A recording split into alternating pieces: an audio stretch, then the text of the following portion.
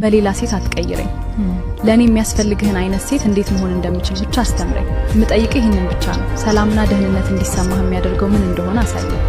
የተወደድክ መሆንህን እንዲሰማህ እንዴት ማድረግ እንዳለብኝ አሳየኝ። ከልብ እንደተረዳህና እንደተመለከትክ እንዲሰማህ እንዳደርግህ እርዳኝ።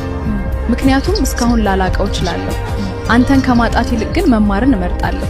ፍጹም መሆናለሁ እያልኩ አይደለም። እንደዛ ካልኩ ውሸት ይሆንብኛል። ነገር ግን እሞክራለሁ እያልኩ ነው። አሁን ባለሁበት ማንነት ብቻ እንድትረካ ከመጠበቅ ይልቅ ራሴን ለማሻሻል አስተምረኝ እያልኩ ነው። ምክንያቱም እውነተኛ ፍቅር ማለት ሁሉንም ነገር አስቀድሞ የሚያቅሰውን ማግኘት ማለት አይደለም። ያለምንም መቃረን ከመጀመሪያው ቀን ጀምሮ ፍጹም ተስማሚ መሆንም አይደለም። ያ ሰዎች በፊልም ላይ የሚዋሹን ተረት ነው። እውነተኛ ፍቅር አብሮ ማደግ ነው። አንዱ ሌላውን ቀስ በቀስ እያወቀው መሄድ፣ ነገሮች ከብደው መተው ቀላል በሚሆንበት ቀን እንኳን አብሮ ለመቀጠል መምረጥ ነው።